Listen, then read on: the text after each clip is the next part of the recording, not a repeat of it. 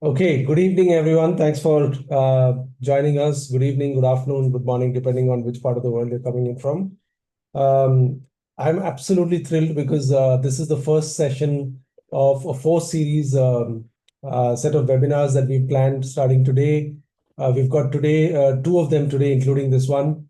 There's one on innovation later today, and then there's two on Monday, which is on healthcare, and culture. And so we're super excited to have all of you join us. Thanks so much for taking out the time. Team Three Big Things is I don't know if the word celebrating is really the right word, but we're just marking the milestone of 2 years of having completed three big things, or sometimes I like to think of it as having survived three big things for 2 years. But either ways, it's really lovely to have all of you here. And AI has been pretty much part and parcel of our life for the last couple of years or more, and is getting into every conversation almost as we speak. Ironically enough, I received my new passport this afternoon, renewed passport, and the passport number begins with AI. And I was like, oh my God, this is this is getting too much. So anyway, so we're going to have an amazing conversation with a wonderful panel of folks, experts that we've called in for this. I'm going to introduce them in a little bit, but before that, some housekeeping. All the attendees, you have access to the chat window. Feel free to post some comments or question, so anything, any comments or any thoughts that are going on in your head on in the chat, in the webinar chat. But if you have any questions, then please put them in the Q&A button that you can see at the bottom of your Zoom window.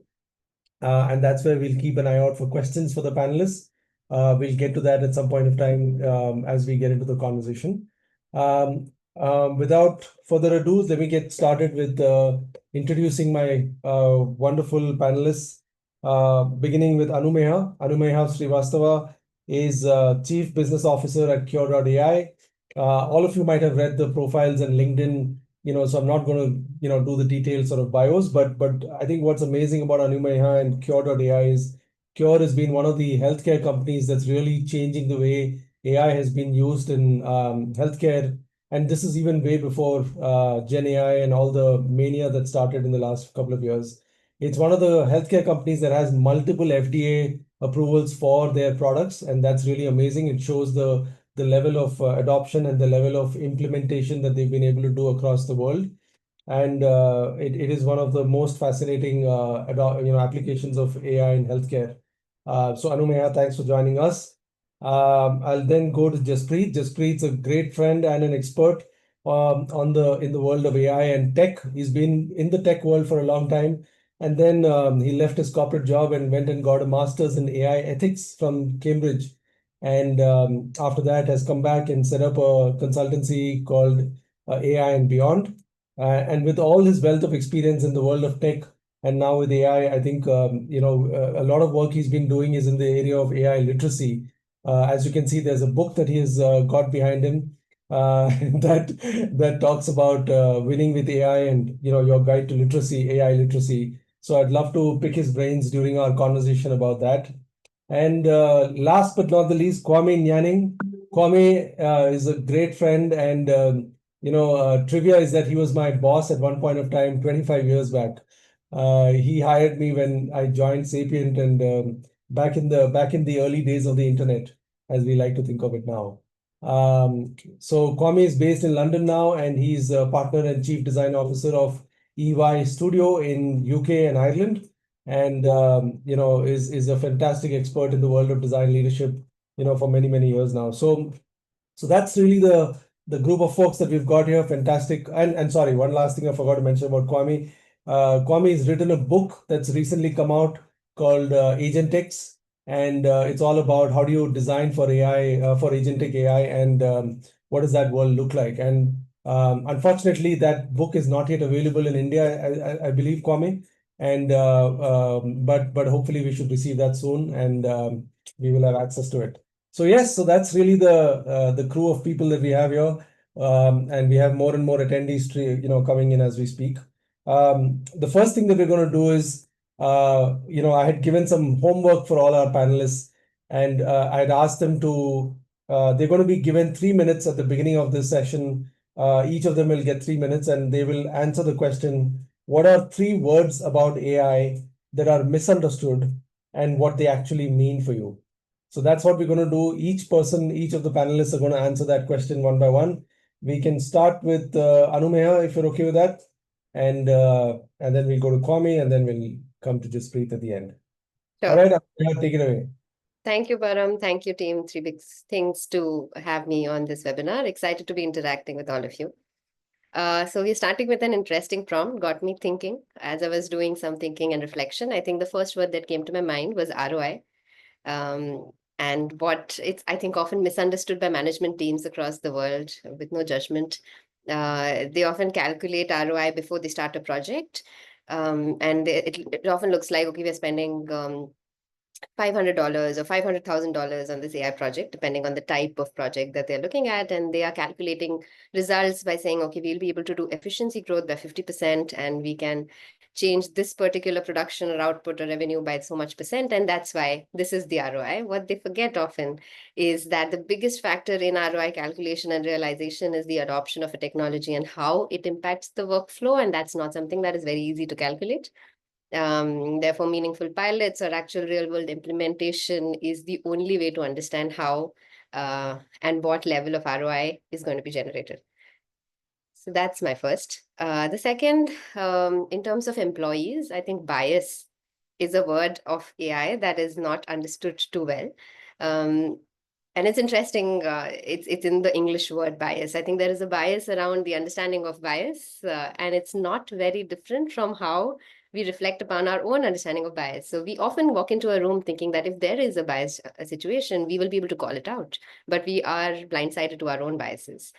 Very interestingly, when it comes to AI, the scale and the scope of that bias just goes multifold, because you're assuming that the result returned by the AI and the bias generated by AI is something you'll be able to call out. But imagine not being able to look at your own biases. Imagine walking into a room where AI is the result that comes from AI is the end product of rooms that you've never been in, rooms you've not grown in, and from people who you do not understand how they think, speak, are trained, and how they operate. And AI is basically a culmination, a probabilistic culmination of the thinking of all those people you've never met with. Imagine how do you perceive that bias?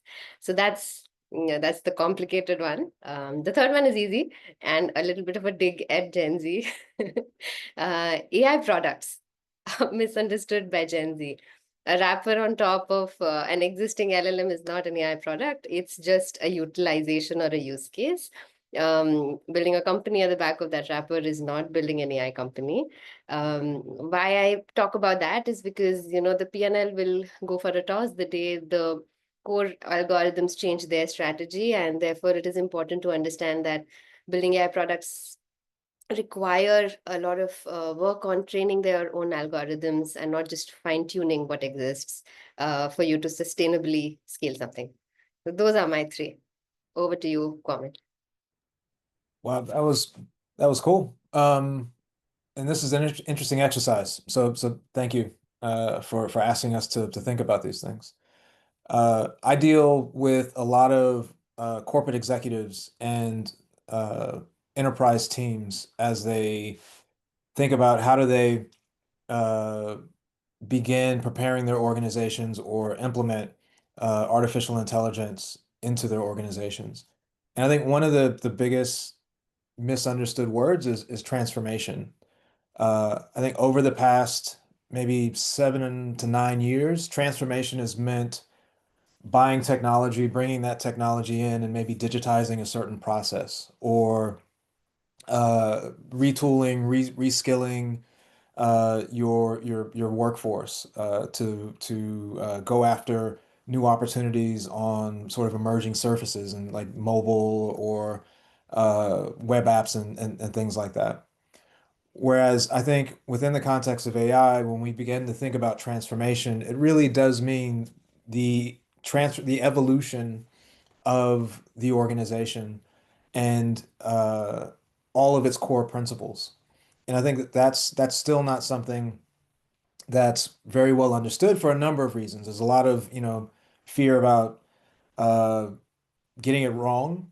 There's a lot of fear about AI not necessarily being as performant or as accurate as you would want it to be. And then there's also fear around job displacement. And so wanting to kind of slowly move into the process of introducing AI. But I think transformation and understanding that transformation means a complete rethink is something that leadership within these organizations are still kind of getting a grasp on. The other bit I think that's not very well understood by the folks that oftentimes work for those leaders is the term AI. Often, right now when we think about AI, a lot of us think about a chatbot. And that's the primary surface or interface that we're interacting with. And that interaction model is pretty clearly defined in our minds. But every day, we're seeing, new applications and new executions of automation, of reasoning, of sort of agentic orchestration that are expanding the boundaries of what artificial intelligence is. And I think it would behoove everyone to really begin exploring all the aspects of artificial intelligence and not just the chat experience. And then the last is content. I think right now everybody's using, or not everybody, but a lot of people use Instagram, Facebook, and a lot of these social channels, YouTube, and we are used to just sort of like some creator out there making a piece of content. That's no longer necessarily going to be the case. I don't know if anybody's played or had the opportunity to play with the new Sora app, but it's pretty interesting in that you're able to prompt Sora and it will create content. And what I'm seeing a shift towards is more sort of media and media as sort of a distributed uh, substrate of our reality, where you can take a picture of anything, you can whisper a word or record a sound, and all of a sudden that media is now producing content. And I think that as younger people grow up and begin to consider their careers and begin to consume all of this new content and new media, understanding its, like where it comes from, its provenance, its accuracy, its trustworthiness is all going to be really important. Jaspreet. Okay, let me unmute myself. Great, thank you very much. Well, both of you covered so many things that leadership misunderstands. The good news is that there are lots of things that they misunderstand. So there's still a couple left for me to talk about. Otherwise, everything would have been covered. And all of those, what you said, absolutely. In fact, I had to very rapidly change some of the stuff that I was going to talk about. But, a couple of things from a leadership perspective, and it's a little similar to what Anumeya said in terms of ROI. I think the most used and abused word in the corporate world vis-a-vis AI, which gives me shivers many times, is this two-word term called use cases. Yeah, and because everyone is looking at AI through the lens of a use case. Sometimes, therefore, taking a narrow view of a technology, if we can call it that, which goes so much more beyond and is actually going to change not just what business you do or how you work, but also how you live. It's changing society, it's changing geopolitics, it's impacting the planet and probably beyond if Elon Musk has his way. So, so I think just seeing seeing AI through this narrow lens of use cases and okay, what are the use cases? Scale, oh, in my industry, in generative AI, nothing seems to be working. There are no use cases. And part of the obviously there's the ROI calculation there, and part of the use case thing is that by far the biggest use case of especially generative AI is right in front of their noses and they don't see. And that use case is how you work. Absolutely, completely, transformationally change. I'm using your word transformation, Kwame, in terms of how you work is going to completely change. The same way it changed about 25, 30 years back when all the software productivity apps came in. And that is a threat from a job perspective, but also a massive, massive, massive opportunity. So I think I would keep use case as this thing about what the corporate world talks about. The second you wanted me to talk about was employees. And I think in employees, few things, but the one I would choose is that many people think AI is a technology. And again, it goes beyond that. And therefore, when they think AI is a technology, they think that AI needs to be done by the CIO's org or the CTO's org. Okay, and that's it. So, pretty much like there was ERP and there was CRM and all the other good stuff, and that used to belong to the CIO, CTO. And so anytime there's something AI, you know what? CIO, CTO. That isn't true. I mean, this is you don't do the search or internet wasn't a CEO, CTO thing. In fact, I many times argue that generative AI, especially because it has so much to do with work, is much more of a CHRO thing than a CIO, CTO, or even a CMO thing. And so, we have the employees need to get out of this misunderstanding, this silo that they've put AI into. So, leadership puts AI in a use case silo. Employees put AI in a uh, technology and therefore CIO, CXO silo. Gen Z, I have never understood them. I still don't. They don't understand me also. So it's kind of both ways. And therefore, I have no idea what is it that they think or they don't think uh, uh, about this. But I like what Anumaya also said about the whole thing about what everyone is making so much money.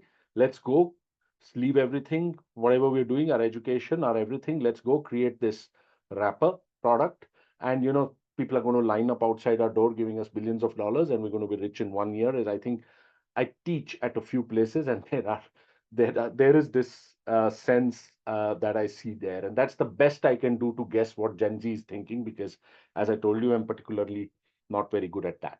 So I'll stop here and hand over back to you, Param. Thank you. Fabulous.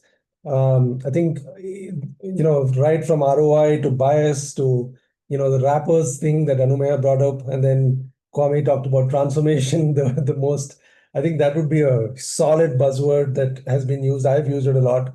And then the idea that AI is equal to chatbots and content. These are three things that Kwame spoke about. And Jaspreet, I love the point about use cases being a narrow way of looking at the world of AI, because we tend to oversimplify and not realize the larger, ways of thinking about this. I also love the reframe of the idea that AI should actually be the CHRO's job and not just the CTO or the CIO's job. So fabulous conversations. I think these are great conversation starters. Let's go a little deeper now into each of your three worlds. And maybe to begin with, I'll go to Kwame. In having written a book on agentic AI, what is the one big shift that you think we'll have to make as creators or designers, or as technology or product people, marketeers, whatever it might be? But what's the one big shift that we have to think about when we change our model from designing for human beings to designing for machines? Is there something that you can give us some perspective on that? Yeah, I mean, so in the history of the web has always been anchored around taxonomies, these hierarchical, tightly structured relationships between points in a network. And it's been incumbent upon the human to navigate between those points using various interaction like buttons and sliders, or even more recently you're able to do natural language and natural sort of interface interactions. But it was always about the human navigating from point to point, typically through a pretty linear journey. When we begin to think about agentic experiences, that's not how AI wants to think about anything. AI wants to think about an ontology, a world, a system of meaning that is semantic. And I think that's the biggest shift, is that right now, even a lot of the most advanced organizations that are working with some of the most powerful, largest technology companies in the world are trying to smash AI solutions on top of uh, taxonomies, old web, old app, old kind of like mental models, ways of thinking about getting things done versus creating semantic meaning. So using words, using language to describe how something works or the utility of a thing. And as we're seeing, the very rapidly emerging infrastructure of AI around large language models and orchestration frameworks and platforms like LangChain and things like that, we're also seeing the emergence of something called an MCP server, it's a model context protocol server. And that server is the thing that holds meaning or persistent meaning and persistent memory and persistent context for agents. And I think that's going to be one of the things, understanding MCPs, understanding the way that you embed meaning into APIs, embed meaning into interfaces, embed meaning and sort of language into how you describe achieving a task or a defined outcome is going to be a large part of how we begin designing agentic systems. Fantastic. Kwame, if I can ask a layman question, which is, what would be an example of this? And I don't want to use the word use case because Jaspreet has now banned that word. But what's an example of, when you use a mental model of semantics versus the taxonomies of the previous world? How do things change? Can you give us an example, perhaps?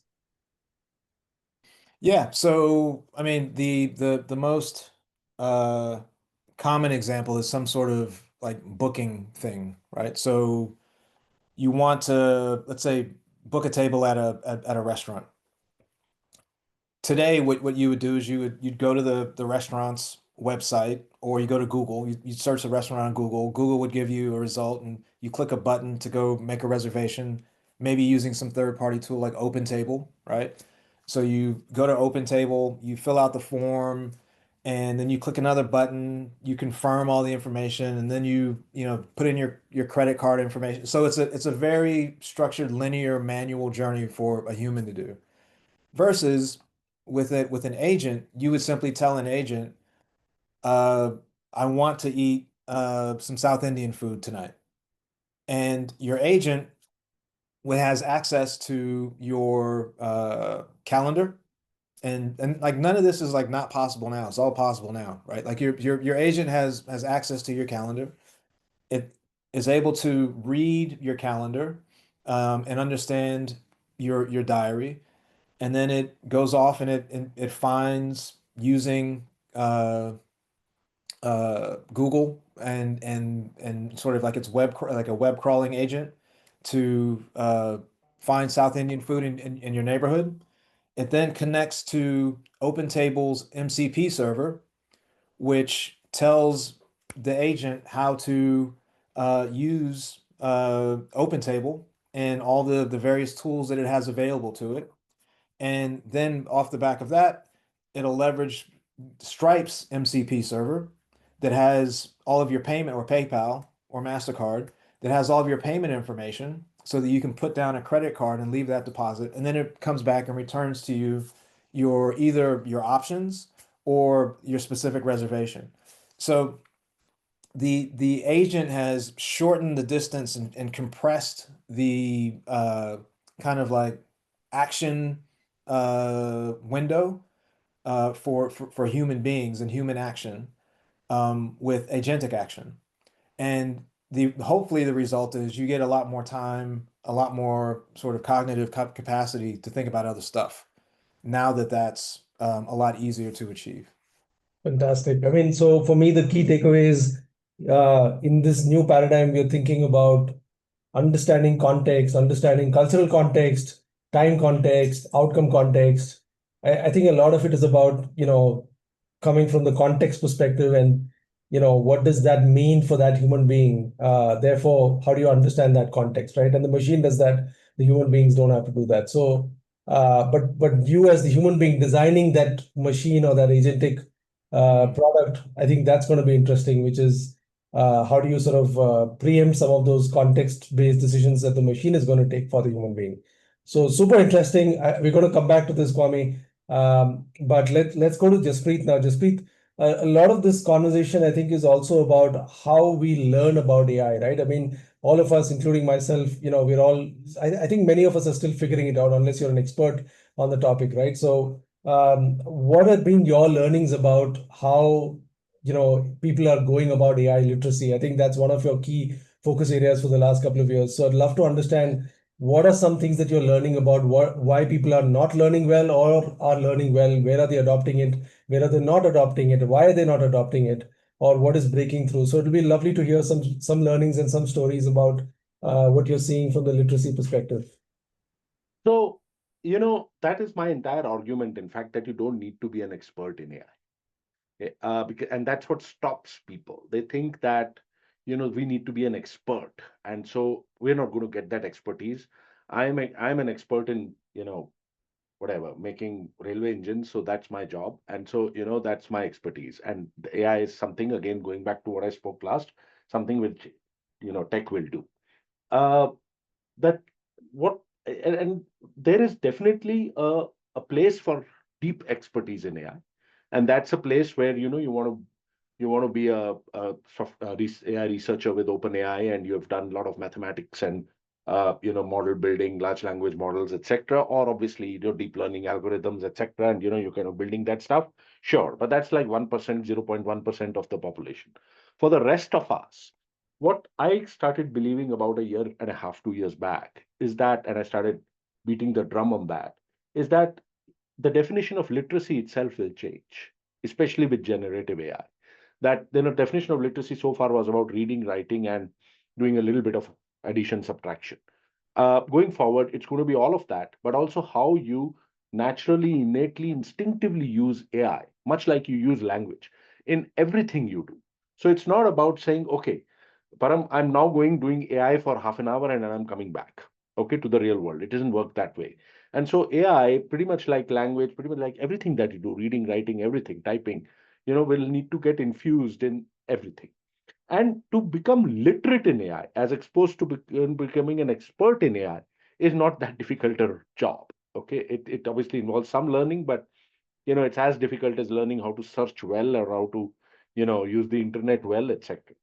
Uh, and the once you kind of learn the language of the and you learn the grammar and you learn how you should be treating AI and speaking with it. I'm not using the word prompts because that again makes it expertise level. Okay, how you would be conversing with it and how you have to treat it like a colleague or an intern. And then you kind of, and if you can do that with 1, 2, 3 models, you can do it with any other model that comes in. And how you need to build your human faculties of curiosity, okay, of language, of asking the right questions, which we have all forgotten. It's something which our corporate systems and our educational systems have done a phenomenally good job, okay, in kind of making us forget our human um expertise. And so, how do you bring in your human expertise of playfulness, for example?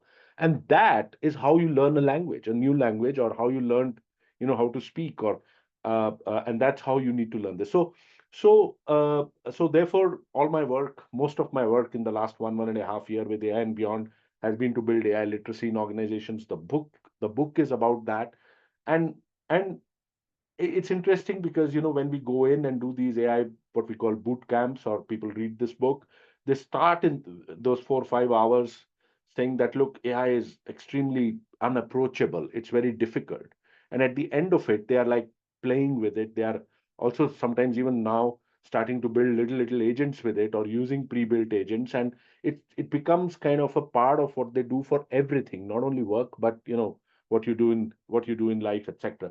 And so, therefore, to conclude, I think that this is going to become a life skill: driving, swimming, okay, reading, writing, and AI literacy, because this is now with us, and it can allow us to become almost superhuman in many things that we do. So that's the whole concept of literacy, and these are some of the things that I've seen. There's lots more I can speak, but all the other stuff is in the book. Lovely. I think for me the big reframe was, I mean, this whole thing is about reframe and act. That's why we call it refract. And for me, the big reframe is we don't have to be an expert on AI. I think that's a beautiful way of framing it. I feel a little liberated after hearing that. Anyway, you've been working in healthcare and Cure has been at the forefront of that. What are you seeing which is unique about how AI is getting adopted in healthcare? What are some surprises? What are some challenges that you've seen? What are some positives that we don't hear about outside those who are not in the healthcare industry about how AI is actually being adopted? It would be lovely to hear some anecdotes about that. No, absolutely. Thank you, Param. My experience with AI healthcare is now 6 years with Cure. And in these 6 years, I've had the opportunity to look at the industry and see how players have positioned themselves, how they've gone to market with their AI products, how some of them have succeeded and grown, and some of them have gone out of business. So it's been a great real life experience and competitive strategy that we learned in college, and it's got a front row seat to it because of the organization and the role that I've played here. So some of the unique things about AI adoption in healthcare that stand out for me, there are quite a few, but to pick a few is that 6 years ago, the kind of questions that were being asked to us were around, how does this work? So how does your model, how is it trained? How does it give an answer? What will be the features? How do we deal with it? Then the questions evolved over the last couple of years to, what if it fails? And who will take the responsibility? Where does the liability sit? And how will I, as a doctor, be clear of it? And then there were systems that came in place. And now I think some of the questions that are getting asked are, what is the impact on the patient, on my health system, on the clinical outcome that we are looking at? So we have a lot of outcome-based conversations now. And the difference between AI adoption and not adoption is the difference between impact to the specific problem at hand, or the specific pathway at hand, or the specific health system. If I were to share a small anecdotal story that I remember from early days, this was 4 years ago, one of our largest projects we worked on. We went in, and very senior management team of the department shared that their expectation is that AI should be making 0 errors, and they are good to go when we are good to deliver on those numbers. And it took us a while to explain to them that now this AI is trained on data. And in that data of radiologist reports, there is a X% inter-reader variability. So 0 errors according to what? There is no gold standard. And to work with the team to get them to understand what 0 errors and no, basically they were coming from a great point. They didn't want no patient harm. So to work with them to get to near no patient harm was quite a journey. So yes, it's been interesting to see the use cases that are getting adopted. And it would be surprising for the world to know that since the generative AI phase, a lot of the use cases are not the complicated ones, not around precision medicine, drug discovery, as much as it's around transcription, doctor-patient conversation recording. Those are the companies that are making a lot more money than solving super niche, difficult problems that nobody can solve. So it's hilarious, counterintuitive, but also very positive to see. It's been a fun ride.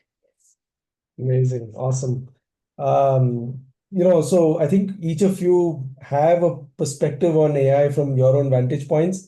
But now, before we get again, just a call out for all the attendees, please start putting in some questions on the Q&A box so that we can, have some level of interactivity between you and the panelists. But switching gears a little bit before we get into audience Q&A, Jaspreet, Anumeya, and Kwame, we're going to do a rapid fire. And these questions I've not shared with you before because it's meant to be rapid fire. So obviously you have no idea what we're going to ask. But try and give me as spontaneous and as quick answers as possible.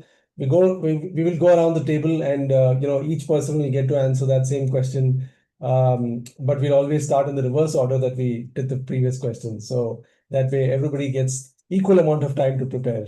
That's a fairly complicated algorithm, huh? It is. I feel like Param is getting his KBC moment. Yeah, yes. Yes. It's my coffee with Param fantasy. Anyway, bad jokes aside. All right, let's start with Anumeya.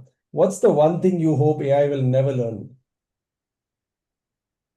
Oh, I think being there as a friend. I think Okay. that emotional connect between two individuals must remain human. And that's the dream. I know it's already proving otherwise, but yes. Okay, Jaspreet, what's Love, the thing AI will never learn? love. Okay, Kwame, That it doesn't need humans. Hmm. interesting. Oh, wow, fantastic. Kwame, what's the one thing you hope AI definitely will learn? How to follow instructions. Okay, and not hallucinate. Okay, all right, Jaspreet. How to commit suicide if needed. Okay. You want AI to learn that? Hmm. Okay.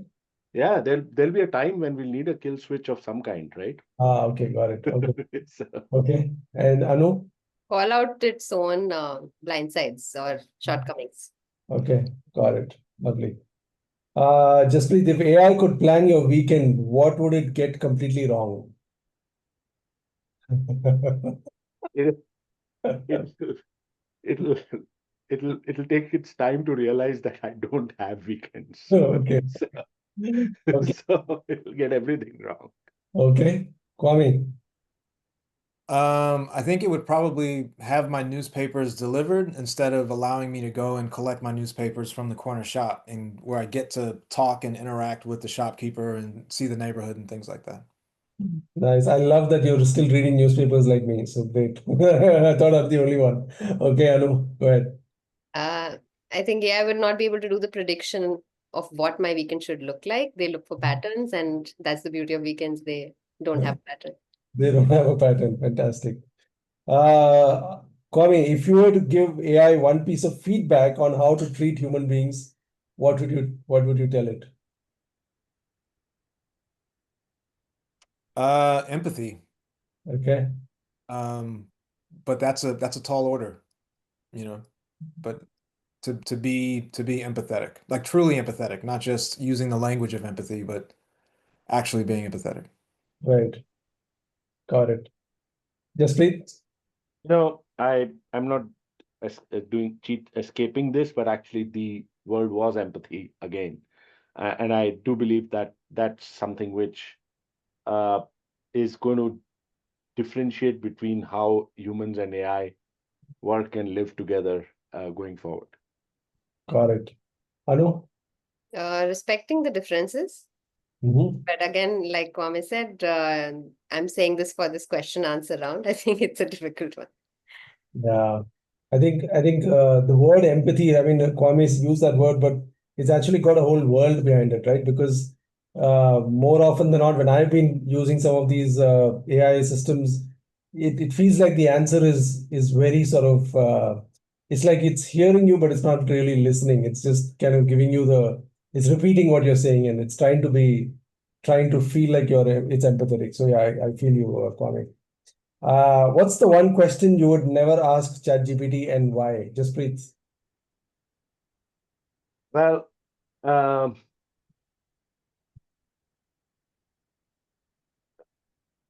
tell me what I would be doing. Tell me about myself 5 years from now. Hmm. Okay. The confession is that I've asked the question, therefore I know not to ask it. Okay. It Okay. is quite unnerving. And now I know that at least 40 of the people around this table are going to go and ask this question. But it's Yeah. very interesting what it says. Nice. Interesting. We should compile that. Yeah, Kwame. What I should read next. I like discovering what goes into my mind on my own. Okay. I'm cool to like watch, like have Netflix tell me what to watch. Yeah. Don't tell me what to read. Yeah. And now that Netflix does a great job of telling us what to watch because we end up spending half an hour trying to figure out what to watch, right? There's something clearly broken there. Okay, Anu, what's yours? Never ask, what do you think? Because in the question, there's a failure point. It doesn't really think.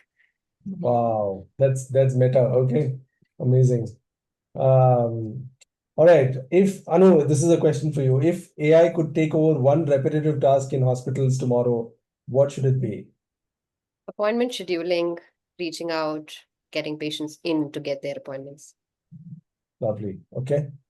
Kwame, is AI a designer's muse, apprentice, or competitor? I think it's all of those things. Like that's kind of what you want it to be as a designer. You want it to inspire you, you want it to do what you tell it to do, and you want it to push you. So yeah, I think it's all those things. Interesting. Nice. Jasprit, if you had to describe the future of work in one emoji, what would that be? Emoji, another Gen Z question. Uh, it'll be like, I mean, this is a new emoji. Like, it'll be like a team of 4, 5 people sitting around a table in a meeting. Maybe 3 of them are humans, 2 of them are AIs. Interesting. Lovely. That's a new emoji that we definitely need. Okay, let's now switch to some audience questions. By the way, you guys survived the rapid fire. Good job. I love the answers. You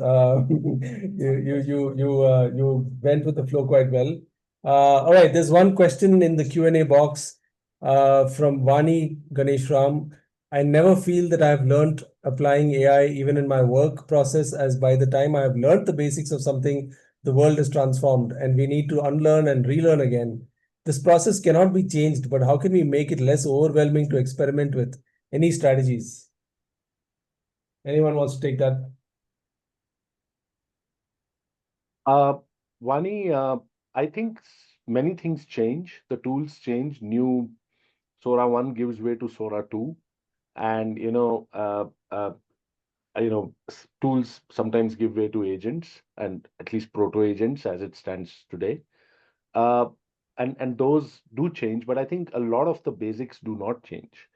And the basics of learning how to ask the right questions, for example, curiosity, uh, treating when you're talking to AI, when you're trying to work with AI, working with it like you were to be working with a colleague rather than a machine. And some of those things, frankly, still remain from ChatGPT first version, November 22, to ChatGPT 5 now. And I think, therefore, what I always tell people is that as AI becomes stronger and stronger, we need to become more and more human. It's not that we need to become like AI, and that's where we kind of falter. And so, if we kind of build out our human skills, again, I'm repeating, of curiosity, of playfulness, of experimenting, of just uh, the curiosity of new things and the passion, then frankly, you don't really have a problem coping with new stuff happening every day. Hello, Kwame, anything you want to add to that? I think he's covered it well, but Kwame, anything that you would like to add?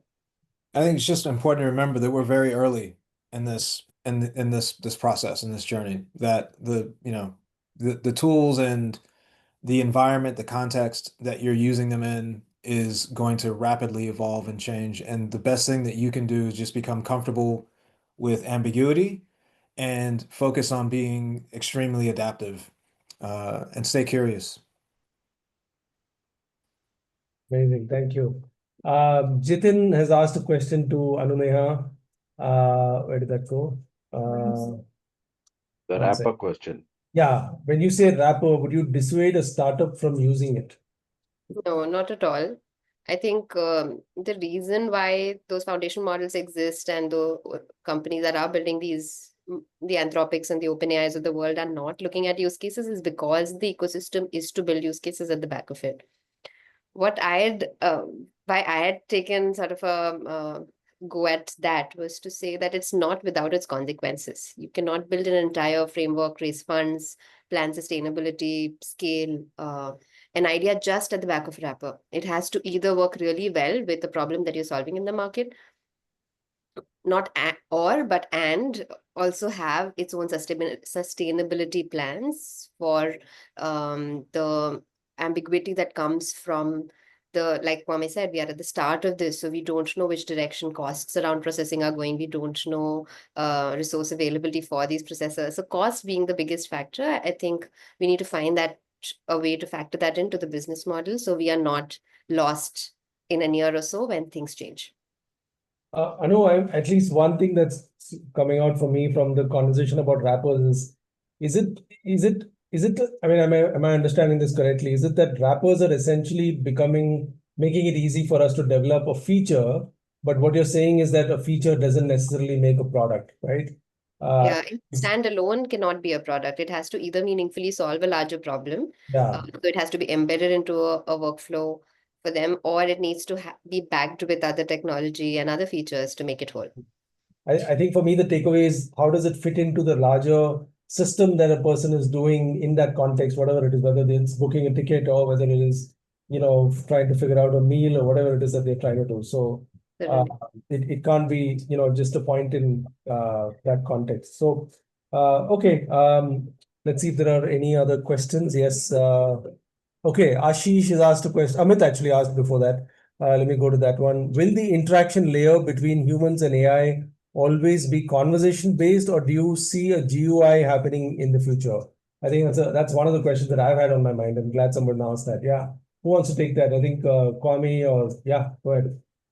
I think that we are rapidly approaching that shift, but there's a few things that need to be true in order for us to begin to move beyond purely chat-based interaction models with AI. One of them is a dedicated AI surface. So whether or not you want to call it a generative canvas or an AI browser or whatever, but if you think back to the birth of the web, like me and Param can, because we're old, right? The internet, the web really took off when Netscape Navigator was introduced. And you had universal access to a window into the web that was run on HTML essentially and TCP IP. So open source, open protocol platforms. And that enabled anybody to make something on the web. And at that, and so it led to lots of experimentation and lots of new paradigms and models that were introduced. And I think we're kind of waiting for that same thing to happen. We're beginning to see it happen with Chrome. We're seeing it happen with Perplexity's comment browser and things like that. And Google is making lots of advances around developer tools and integrating models into those tools. But to answer the question, so I think once all that happens, and I'm going to disagree with Jaspreet a little bit as far as like this idea of needing to be AI literate. And it comes from me wanting the next paradigm to be universal, to be universally acceptable, to have it not be about like how fluent you are with language or how articulate you are at communicating an idea or concept or a command. And I think once we begin to get away from chatbots, we begin to get away from the need to be literate. But that then puts the burden of intelligence on the system to capture our intent. And that's what I'm thinking about. That's what I'm spending all of my time thinking about as a designer is intent capture.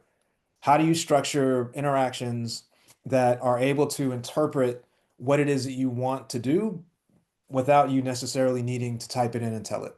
And I think that's the next step. I love that. Intent capture. I think if there's a, intent capture interaction, maybe that's the next paradigm. And I was going to say even Meta's, exploring the whole sunglasses thing. That's a new paradigm. Not that I'm a big fan of that, but, maybe, some people love that. Who knows? So I think there are going to be new paradigms that are going to emerge. And I love the fact that what Kwame said is that there is something beyond chat, because chat innately is limited because of your ability to articulate that so-called prompt. So would love to see what that new paradigm might be. Let's go to the next question from Ashish Arora. In your experience, how do you see AI being adopted across geographies? What are the nuances and approaches across US, Europe, China? Would love to hear any points of view on this and some examples perhaps. I take that. I feel like at this point we do give too much emphasis to the Gen AI phase that's come in, but there have been quite a few companies like your, but even larger, that have been working with deep learning models to solve specific healthcare problems, because I come from that space. So to be able to look at structured visual diagnostic data and find meaningful signals from it, whether it be signs of a disease caught early or a pattern of a risk or an outcome prediction. These are use cases that have gotten FDA clearances and are in utilization across the world. If I tell you a geographic distribution, I don't think it's linear. I can't say that US is at the front of adopting something and UK is not, but there are nuances to each geography based on the use cases. So if I speak from a health system standpoint, UK often focuses on AI that can help build efficiency, save costs, and help get through the wait time problems of the health system. In the US, although that's not the kind of AI that flies, US often focuses on hospitals that on use cases that can help them build their top line more, or can help find more patients and can hit their bottom lines because of how hospital systems there are working on really razor thin margins.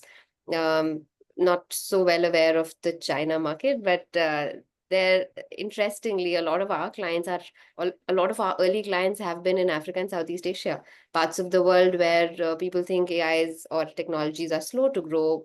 Our experience has been completely opposite. People adopt anything that can help solve patient problems with much more ease, much less doubt, much fewer questions around the threats around data security. Not saying that they forego it, but there's a lot more openness to technology adoption where there is resource constraint, and that's been our interesting learning from working around the world. Preet, go ahead. Yeah, two things. With all due apologies to Kwame and anyone else who's sitting in that part of the world, I used to tell people that when I would take a flight from UK to India, which I did many times, I would move from extreme caution to unbridled optimism, okay, around AI. And it was just, Anumaya said it in a slightly different way, but many studies bear this out. There was a University of Melbourne study which says India and China most excited, Australia actually the least, and then some countries in Europe. And parallelly to it, India and China believing that we don't need regulation at all. Okay, we don't care. And if you think about it, it's a function of the fact many times that many of the societies, especially in India, we don't have much to lose, okay, in many ways, okay, and across. And so anything which comes new, which can help you possibly catapult you to a different station in life, and I'm talking not about people like us and around this webinar, but otherwise, it's okay, to kind of, because there isn't much to lose anyway.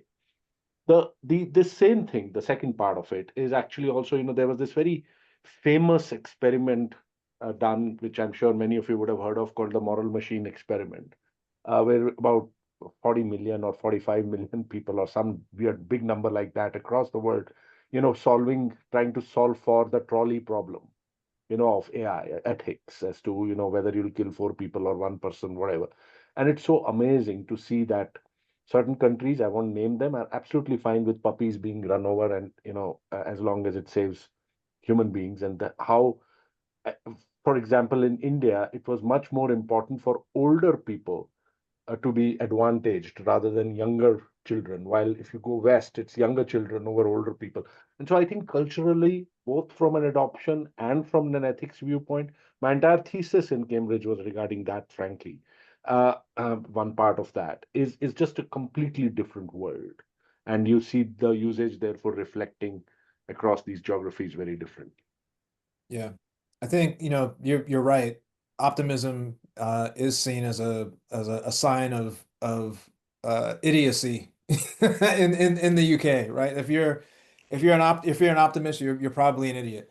So I'm an idiot because I'm extremely optimistic. But and also the UK and the EU is strategic, extremely dominated by sort of like regulatory strategies, because they feel that's the only way really to compete with the US.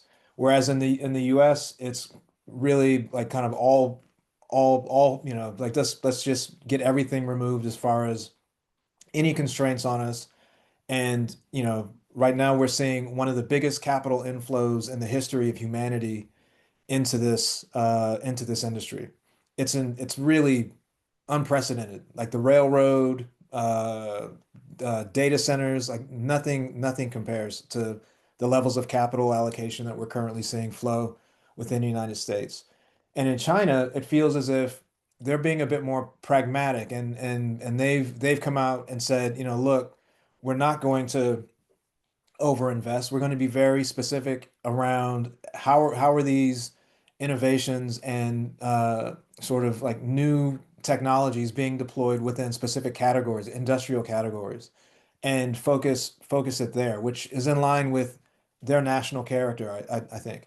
So I think, you know, and within India, I don't know, but it appears to be, you know, being able to live kind of the best of all those worlds. And I think that there's a massive opportunity within that part of the world, to as well as Western Africa and Southern Africa and Eastern Africa, to really leverage these technologies to make a dramatic shift. Fantastic. You know, I didn't think that we would be running over time, but it looks like we are. There are like 3 more questions, and you know, for those who can stay, panelists, I don't know if you can stay maybe 5 more minutes. You know, I don't want to disappoint the folks who've asked some questions.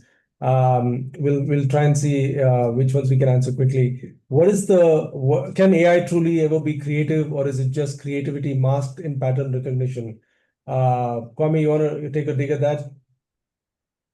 Yeah, I think yes, AI can be creative. I think that. Now, whether or not we as humans understand it as creativity, Oh, that's a whole other thing. interesting. So I think, but yes, I think it's Okay, possible. got it. What's the best way to stay updated with the trends of AI without feeling overwhelmed with every new thing coming in almost every week, and by the feeling of being left behind in the race when rest of the world are trying to learn, some more actively than the others? Anu or Jaspreet, any one of you can take this. Well, can I, Anu? Go If ahead. that's okay? Yes. Okay. Otherwise, I'm happy. Look, you will be overwhelmed. This Okay. is happening at an overwhelming pace. Okay. And so if you're human, like most of us are, and if you're not an AI agent in disguise, you will be overwhelmed.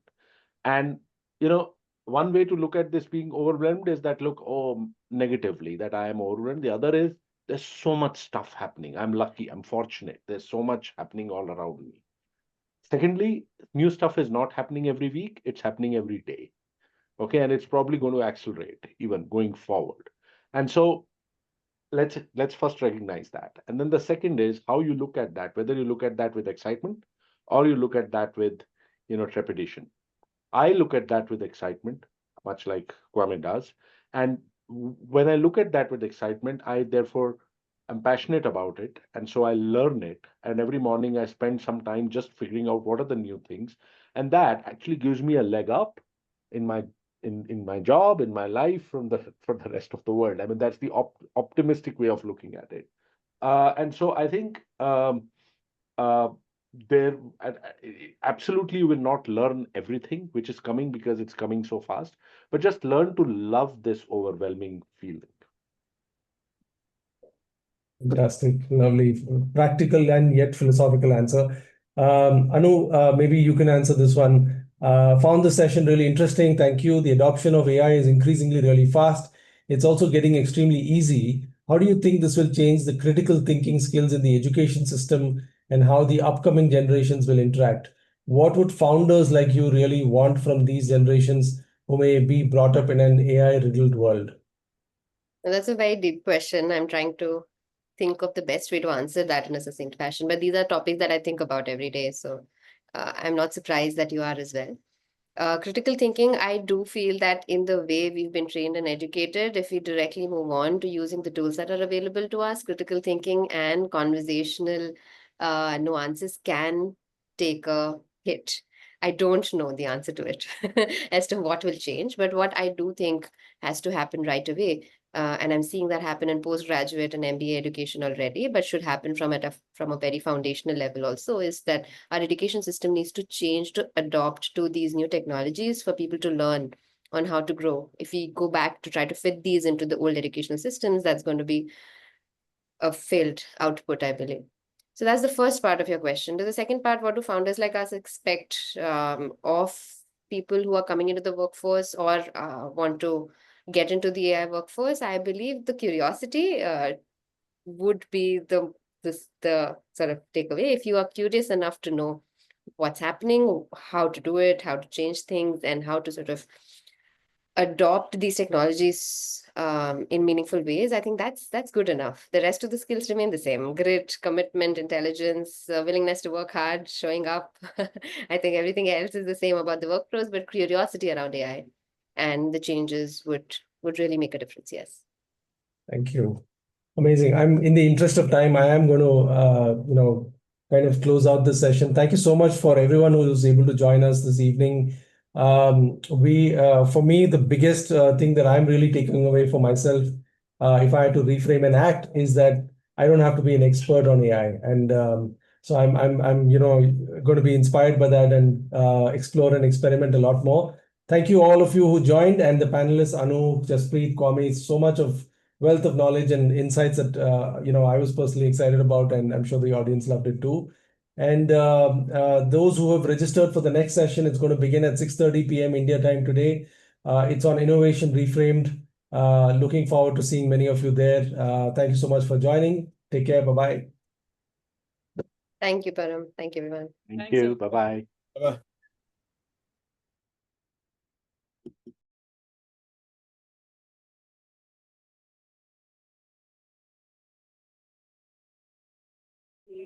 I guess the next. That doesn't matter.